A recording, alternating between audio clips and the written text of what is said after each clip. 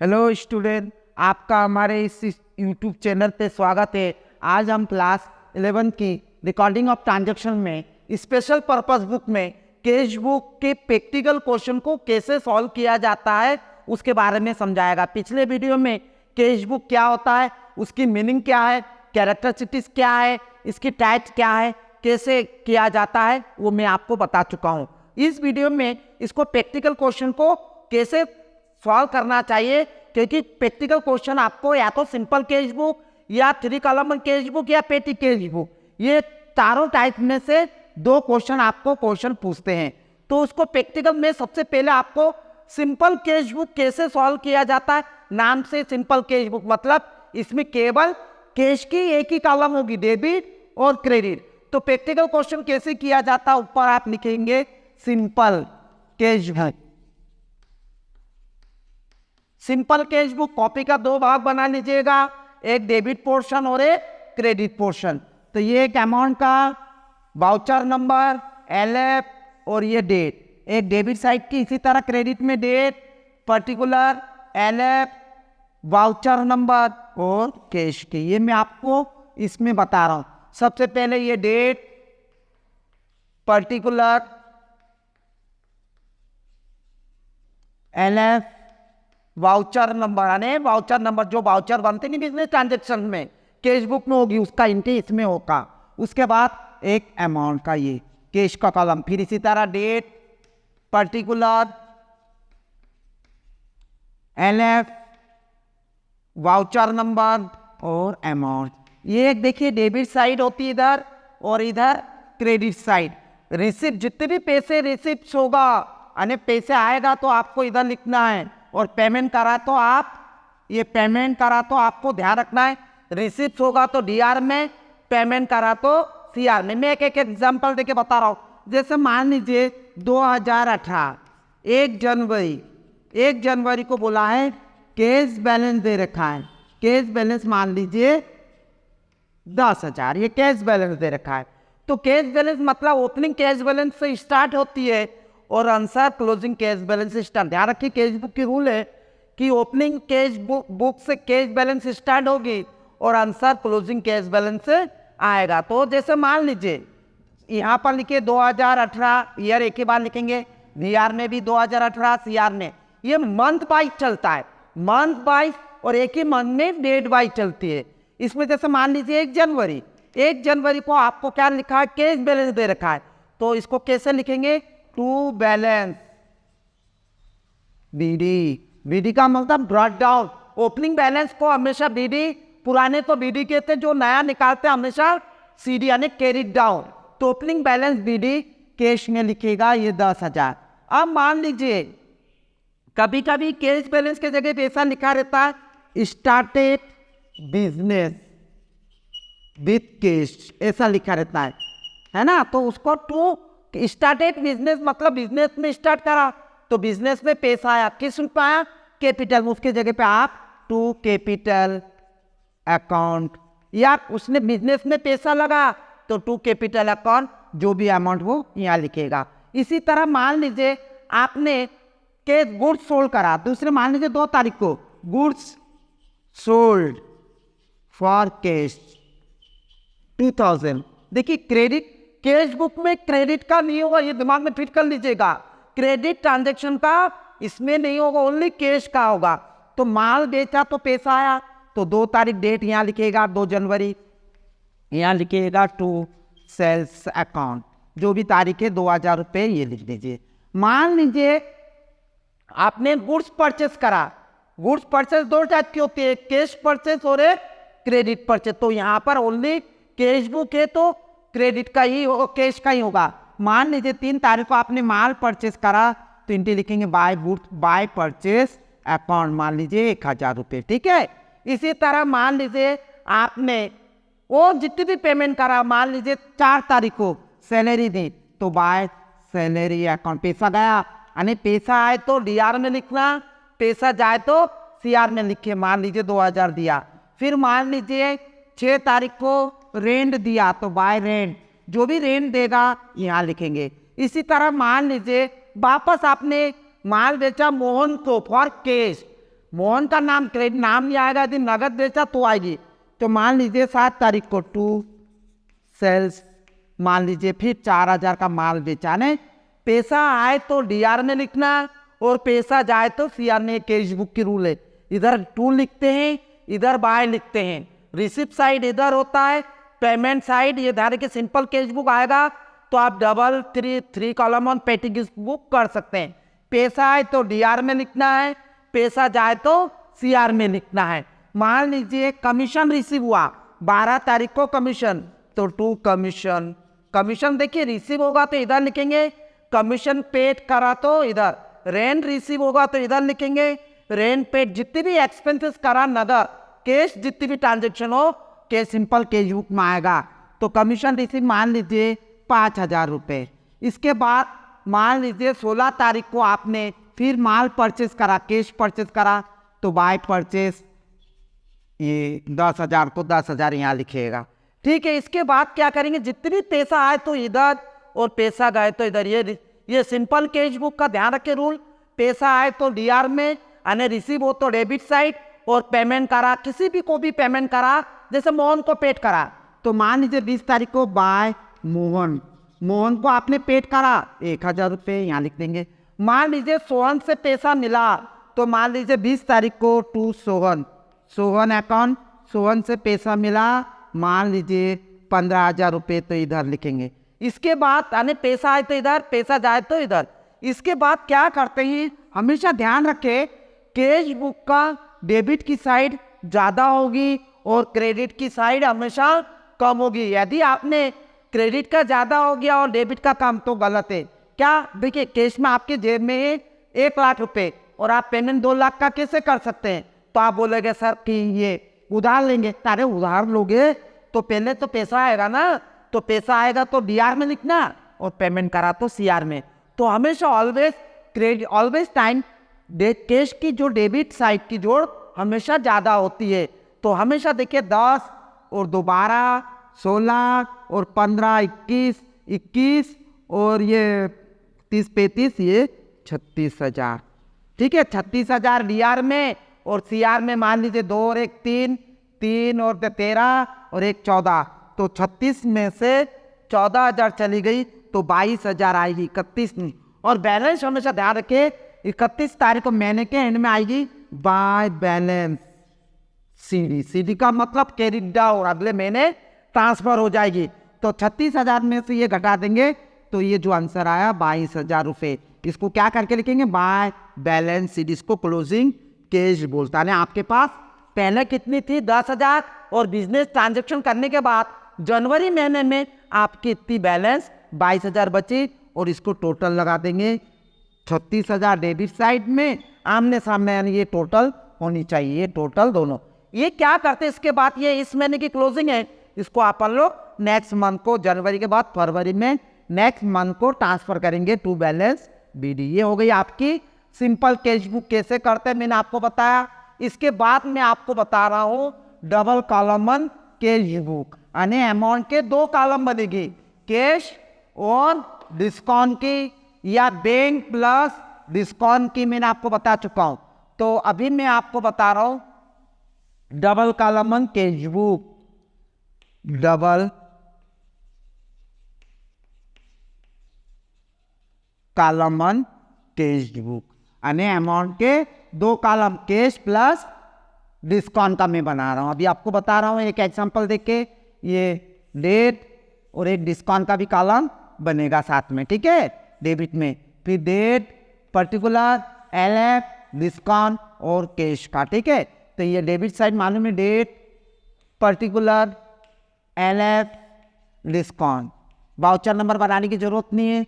और ये कैश का है ना, अमाउंट के 2 कॉलम डिस्काउंट प्लस कैश। ये भी इसी तरह, ये क्रेडिट में डेट, पर्टिकुलर है ना, एलएफ, डिस्काउंट और कैश का। तो वही पैसा आए तो कैश बुक का रूल है, पैसा आए तो डीआर में, पैसा गया तो सीआर में। ठीक है, तो जैसे मान लीजिए 2018 1 मार्च टू बैलेंस बीडी। बीडी मतलब जो पहले से दे रखा बैलेंस बीडी, मान लीजिए 5,000 रुपये कैश का, कैश में लिखेंगे। अब मान लीजिए आपने मोहन से पैसा मिला और डिस्काउंट अलाउड किया, है ना। तो देखिए डिस्काउंट ऐसा लिखा है कैश रिसीव फ्रॉम मोहन, ये डिस्काउंट की समझ लीजिए, ऐसा लिखा है cash received from Mohan, Mohan से रिसीव हुआ 1000 रुपये एंड डिस्काउंट। देखिए रिसीव होगा तो उस समय डिस्काउंट अलाउड करते हैं और किसी को पेमेंट करते उस समय डिस्काउंट मिलते हैं। याद रखिएगा डिस्काउंट रिसीव कब होता, किसी से अपन लोग को पैसा मिलता है तो वो अलाउड करते हैं डिस्काउंट, और किसी को अपन लोग पैसा प्राप्त होता पेमेंट करते हैं तो उस समय डिस्काउंट रिसीव होता है। तो डिस्काउंट मान लीजिए 100 रुपये दे रखा है, तारीख दे रखी मान लीजिए 4 मार्च को, तो पैसा आया 4 मार्च को लिखेंगे टू मोहन। कैश कितना मिला आपको 1000 रुपये कैश में लिखिए और डिस्काउंट में 100 है तो डिस्काउंट में भी यानी आपको जिधर कैश लिखेंगे वही डिस्काउंट लिखना है, ठीक है ना। जैसे मोहन से रिसीव आपको मालूम है कैश पैसा आया तो इधर लिखेंगे और डिस्काउंट भी इधर ही लिखेंगे। इसी तरह मान लीजिए 7 तारीख को आपने हीरा को पेड करा, कितना पेड करा 2000 रुपये, और डिस्काउंट रिसीव्ड हुआ, पेड में रिसीव होता डिस्काउंट 200 रुपये, तो यहाँ लिखेंगे मान लीजिए 7 तारीख को बाय हीरा, पैसा था बाय हीरा, डिस्काउंट में बस सामने डिस्काउंट में लिखना है और ये 2000 इसका पैसा आए तो डीआर में, पैसा गया तो सीआर में। वही उसी तरह मान लीजिए 10 तारीख को टू सेल्स करा तो पैसा आया यहाँ लिखेंगे, परचेस करा पैसा गया तो बाय परचेस लिखेंगे और बाय परचेस। मान लीजिए कमीशन रिसीव हुआ, रेंट रिसीव हुआ, जितने भी पैसा आएगा इधर बस केवल ये ध्यान रखना ये जो डिस्काउंट का नाम है डिस्काउंट और करना, डिस्काउंट की ट्रांजेक्शन डिस्काउंट में लिखना है। मोहन से रिसीव हुआ तो इधर लिखना है, पेड करा तो इधर लिखना है, डिस्काउंट आने नाम जिधर है जिधर आप अमाउंट लिखे उधर ही आपको डिस्काउंट लिखना है। इसी तरह आपने मान लीजिए जितने भी पेमेंट करा सब यानी रिसीव होगा तो डीआर में लिखना है, पेमेंट करा तो सीआर में। अब आखिरी में बैलेंस कैसे निकालते हैं, वही जो पहले सिंपल कैश बुक, बस डिस्काउंट की देखिए डिस्काउंट की दोनों साइड टोटल लगती है, इसकी बैलेंस नहीं निकलती। तो डेबिट की जैसे मान लीजिए 100 और क्रेडिट की 200 है तो 200। डिस्काउंट पे देखिए हमेशा टोटल लगती है, बैलेंस नहीं निकलती है। अब कैश का वही तरीका है, कैश की हमेशा डेबिट की जोड़ ज़्यादा होगी, इस डेबिट में से क्रेडिट की जोड़ हमेशा क्रेडिट की कम होगी। और ये महीने के 31 मार्च को बाय बैलेंस सीडी मतलब नया, तो यानी डेबिट के अमाउंट में से क्रेडिट के अमाउंट घटा के जो भी आएगा वो लिख देंगे। और यही जो बैलेंस है आप मार्च के बाद अप्रैल में ट्रांसफर करेंगे नया, उसको टू बैलेंस बीडी होती है आपका। मैंने आपको डिस्काउंट प्लस कैश का बताया। अब मैं आपको डबल कॉलम कैश बुक बता रहा हूँ, जिसमें ये देखिए डबल को 3 भी बोलते हैं इसको, यानी एक डिस्काउंट हो जाता है उस समय 3 हो जाएगा। डबल कॉलम कैश बुक में बता रहा हूँ कैश प्लस बैंक।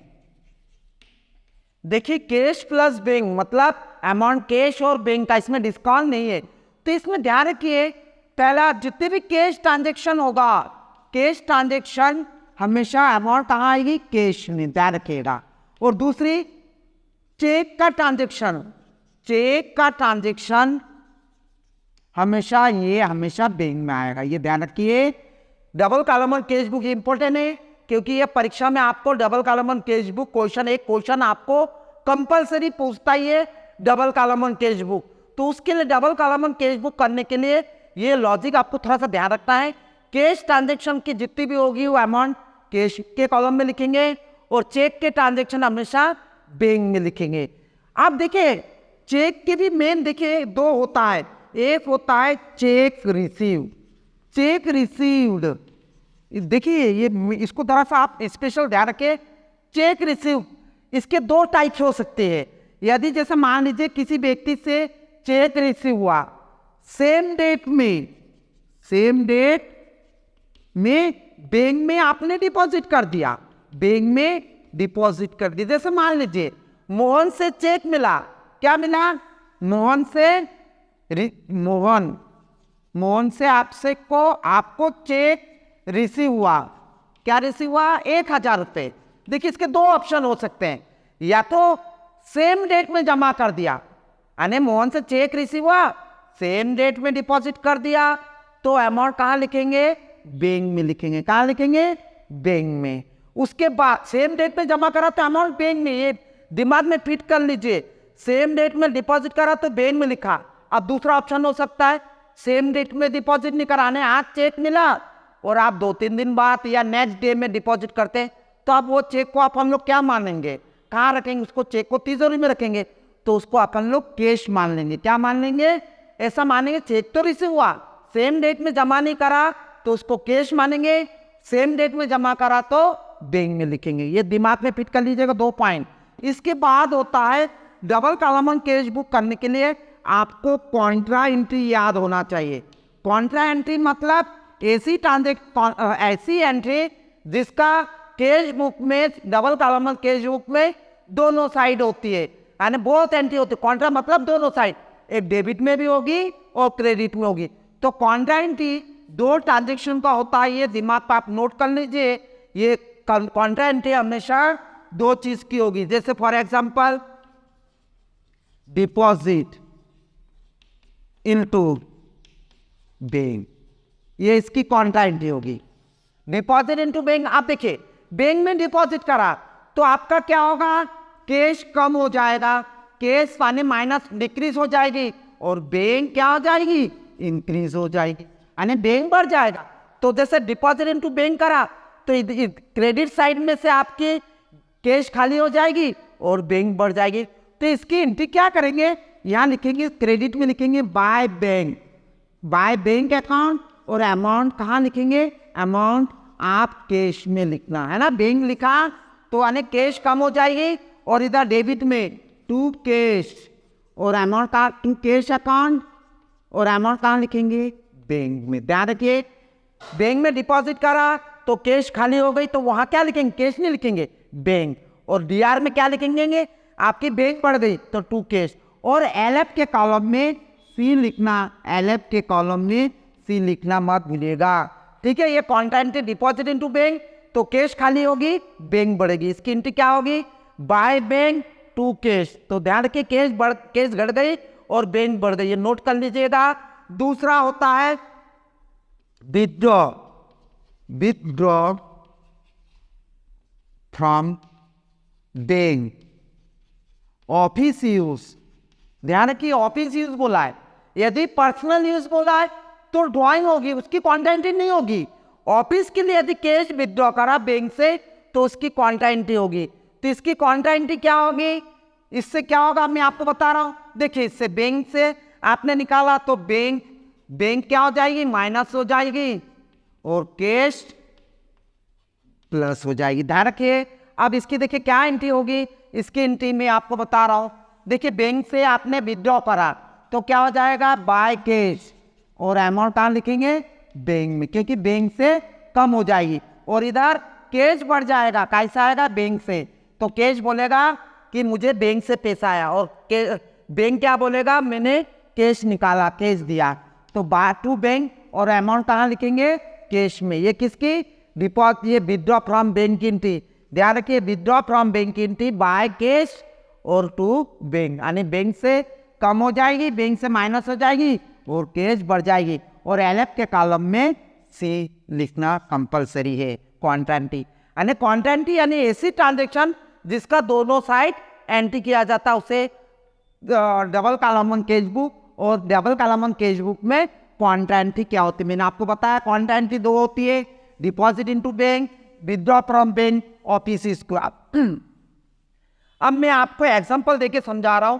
वही कैश बुक का कॉलम वही बनेगा, अमाउंट के 2 कॉलम बनेगी, एलएफ और डेट, है ना। अमाउंट देखिए, ये डेट, पर्टिकुलर, एलएफ, कैश और बैंक का कॉलम बनेंगे, ठीक है। यानी कैश, एक कैश का कॉलम होगा और एक बैंक का कॉलम। ध्यान रखिए। इसी तरह डेबिट में भी था, क्रेडिट में भी डेट, पर्टिकुलर, एलएफ, कैश और बैंक, ठीक है। ये मैं आपको बता दिया, ठीक है। यानी अमाउंट के 2 कॉलम बनेंगे, एक कैश का और एक बैंक का। अब देखिए, मैं एग्जांपल देके बता रहा हूं। यदि ऐसा आपको बोला है 1 जनवरी को कैश बैलेंस है 1000 और बैंक बैलेंस है, ये ध्यान रखिए बैंक बैलेंस है 2000। ये देखिए यहाँ पर कैश बैलेंस और बैंक बैलेंस दे रखा है, तो आप क्या करके लिखेंगे 2000 जो भी सन है 2018 मान लीजिए 1 जनवरी, टू बैलेंस बीडी, कैश हो तो कैश में लिखिए, बैंक हो तो बैंक में। अब ध्यान रखें यदि बैंक के आगे लिखा है ओवरड्राफ्ट, क्या लिखा है ओवरड्राफ्ट का मतलब होता है ओवरड्राफ्ट या क्रेडिट बैलेंस दे रखा है।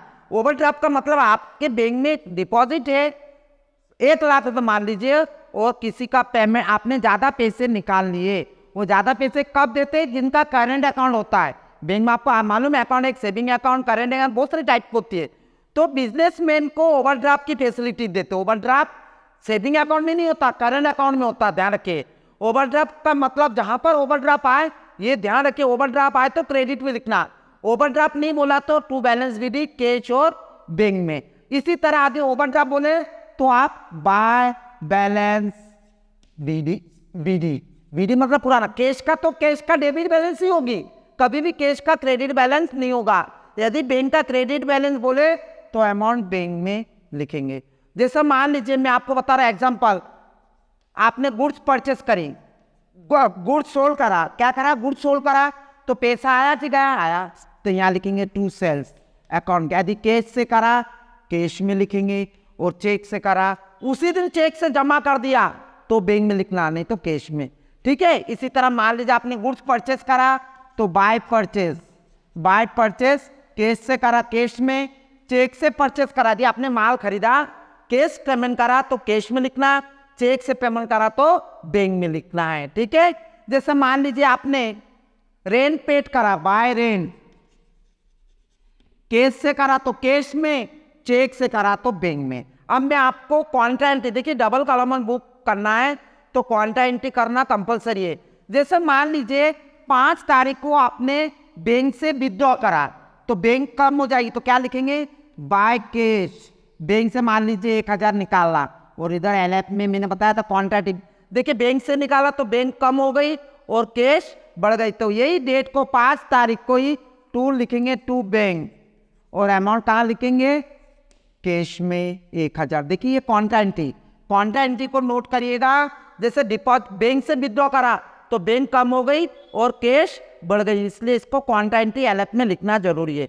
मान लीजिए बैंक में डिपॉजिट करा, डिपॉजिट इनटू बैंक, तो बैंक में डिपॉजिट करा तो कैश कम हो जाएगी और बैंक, तो इसकी मान लीजिए 10 तारीख को बाय बैंक, बैंक में डिपॉजिट करा तो कैश खाली कर लीजिए 2000, ये बैंक से आपने कैश निकाल दिया, एलएफ में से लिखना जरूरी है। यही 10 तारीख को इधर लिखेंगे टू कैश, और बैंक से आपने बैंक में जमा करा तो ये कैश बढ़ जाएगी 2000, यानी क्वांटिटी दो की होती, deposit into bank, withdraw from bank.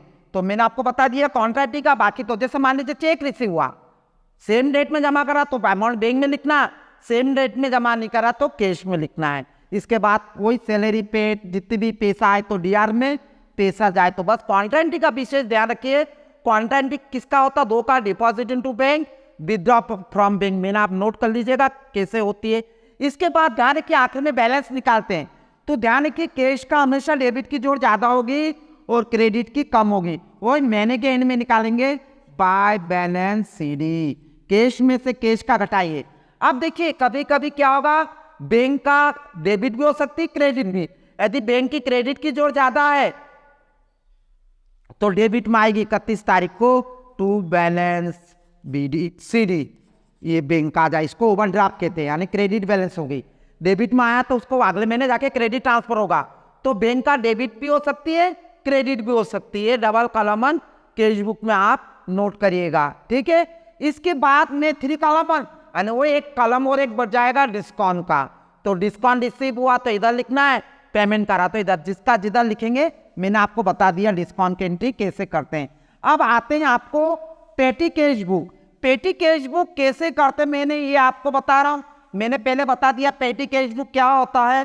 Business में छोटे छोटे ट्रांजेक्शन होते हैं, उस ट्रांजेक्शन को हेड कैशियर दिन में जैसे नाश्ता, रिफ्रेशमेंट, मान लीजिए रेंट दिया, छोटे मोटे खर्चा दिया, गाड़ी भाड़ा दिया, तांगा भाड़ा दिया, कुंडी भाड़ा दिया, पोस्टेज दिया, पोस्टेज एक्सपेंसेस करा, पैकिंग, थोड़ा बहुत खर्चे छोटे मोटे जो खर्चे के लिए तो उसमें क्या होता है, पेटी कैश बुक क्या करते हैं, पेटी कैश बुक इसका नाम है सिंपल, इसको सिंपल पेटी कैश भी बोलते हैं या ट्रेवलर पेटी कैश, अमाउंट के सब खर्चों का अलग अलग कॉलम बनता है। इसमें क्या करते हैं, पेटी कैश बुक में हेड कैशियर छोटे कैशियर को एडवांस पे पैसा दे देता है। वो जैसे मान लीजिए 1,000 रुपये एडवांस दे दिया और उसमें से वो महीने टू पूरा महीना भर वो खर्चा करता है और बीच में यदि पैसे जरूरत पड़ जाएगा तो वो ले लेगा। तो इसको पेटी कैश बुक करने के लिए ध्यान रखिए, पेटी कैश बुक करने का लिए सवाल मैं आपको बता रहा हूँ कैसे सॉल्व करते। इसकी बहुत इजी है। देखिए इसका रिसिप्ट साइड वही, इधर रिसिप्ट साइड ये अमाउंट का, इधर रिसिप्ट साइड, उसके बाद डेट का कॉलम बनेगा और एक पर्टिकुलर कैश बुक नंबर या वाउचर नंबर और उसके बाद अमाउंट, यानी एक रिसिप्ट साइड का इधर और पेमेंट साइड का इधर। अब ये पेमेंट के अमाउंट सब खर्चों का अलग अलग, सब खर्चों का अलग अलग कॉलम बनेगा। जिससे जैसे मान लीजिए पैसा आया तो इधर लिखना है, पैसा जाए तो वो कैश बुक का रूल है वो इधर लिखना है।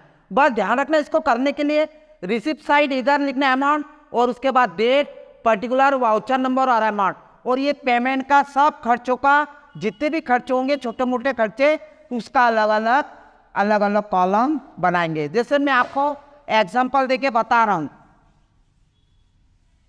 जैसे मान लीजिए 1 तारीख को हेड कैशियर से 2018 1 जनवरी मान लो हेड कैशियर से एडवांस पैसा मिला तो यहाँ लिखेंगे टू कैश अकाउंट से मिला पैसे। ये कितना पैसा मिला, मान लीजिए 1,000 या टू बैलेंस बीडी भी लिख सकते, जो बैलेंस मिला है आपको एक ये पैसा मिला है। मान लो चेक मिला तो लिखेंगे मान लीजिए 2 तारीख को टू बैंक अकाउंट 2,000 का और चेक मिला तो बैंक अकाउंट 2,000, ये 2,000 आने टोटल 3,000 आपको हेड कैशियर ने छोटे कैशियर को दे दिया। अब उसके हिसाब से वो खर्चा करेगा। मान लो 4 तारीख को आपने कैरेज दिया गाड़ी भाड़ा तो बाय कैरेज पैसा गया तो एक अमाउंट यहाँ पर लिखेगा मान लीजिए 100 रुपये और एक कैरेज का कॉलम भी अलग से, कैरेज का कॉलम भी बना लीजिए 100 रुपये, ठीक है, बाकी सब में डैश। इसी तरह मान लीजिए पोस्टेज दिया 5 तारीख को बाय पोस्टेज, पोस्टेज मान लीजिए 200 रुपये तो एक ये अमाउंट में भी लिखेगा पैसा गया, आए तो इधर जाए तो आए तो टू जाए तो बाय, आपको मालूम है कैश बुक के रूल। इसी तरह मान लो पोस्टेज का कॉलम एक बना लिया, पोस्टेज इसमें लिख दिया, यानी अमाउंट में तो लिखना ही है और पोस्टेज का कॉलम भी लिखा। इसी तरह मान लीजिए 6 तारीख को बाय तांगा, तांगा भाड़ा दिया, तांगा कैरेज तो मान लीजिए 50 रुपये, ये तांगा का कॉलम भी बना लीजिए या कैरेज में भी आप लिख सकते तांगा को। इसी तरह मान लीजिए स्टेशनरी खरीदी 7 तारीख को बाय स्टेशनरी, स्टेशनरी और मान लीजिए 200 रुपये और स्टेशनरी का कॉलम भी एक स्टेशनरी का कॉलम भी बना लीजिए 200 रुपये। इसी तरह मान लीजिए 15 तारीख को आपने क्या करा, नाश्ता करा तो बाय रिफ्रेशमेंट, क्या लिखेंगे रिफ्रेशमेंट, यानी जो भी खर्चा करा इधर बाय लिखना और एक खर्चे का कॉलम भी इसी तरह रिफ्रेशमेंट का कॉलम भी बना लीजिए, मान लीजिए 100 रुपये और ये रिप्लेसमेंट का कॉलम। यानी जितने भी पैसा आए तो टू में, यानी एडवांस में जो पैसा मिला इधर लिखना और जितने भी खर्चा करा इधर लिखना है। इसके बाद क्या करना है आपको, एंड में वही टोटल लगाने की। इसकी टोटल 3,000 रुपये मिला रिसीव हुआ और इसमें से ये खर्चा कितना करा 200, 300, 300, 400, 500, 600, 650, यानी 3,000 में से 650 चली गई तो कितना बचा 2,350 रुपये आपका और बैलेंस बचा। तो इसको लिख देंगे महीने के एंड में 31 तारीख को बाय बैलेंस, वही सीडी बैलेंस निकाल कितना घटाने के बाद 2350 और टोटल नीचे 3,000 और सब खर्चों का कॉलम अलग बना लीजिए। जैसे इसका 150, इसका 200 और इसका 200 और इसका 100। इसी तरह सब खर्चों, यानी ये जितनी भी खर्चे होगी इस खर्चों की टोटल, यानी ये खर्चों की टोटल और ये खर्चों की टोटल इक्वल आना चाहिए। तो ये रिसिप्ट साइड में से पेमेंट साइड घटा दीजिए और जो आएगा वो बाय बैलेंस सीडी, ठीक है। पेटी कैश बहुत सरल है, आपका बस ये ध्यान रखना जो एडवांस पैसा मिलेगा टू में लिखना है और जितने भी खर्चे करा वो बाय में लिखने के बाद सब खर्चों का अलग अलग कॉलम बना लीजिए। सब खर्चों का अलग अलग आप बना सकते हैं। जितने भी छोटे मोटे खर्चे आए तो टू लिखना है, जाए तो पैसा बाय लिख के, और आखिरी में क्या करते, बैलेंस कैसे निकालते, रिसिप्ट साइड की टोटल मैंने आपको बताया था cash book commission debit source ज़्यादा होगा, उसमें से ये पेमेंट साइड की अमाउंट की घटा दीजिए और जो बैलेंस आया वो घटा के लिख दीजिए, और एंड में सभी खर्चों का टोटल आखिरी में इक्वल बराबर कर देना है। ये आपका पेटी कैश बुक क्या होता है, टाइप्स कितनी कैश बुक होती है मैंने आपको बताया, सिंपल, डबल, ट्रिपल। ट्रिपल मतलब वही डिस्काउंट।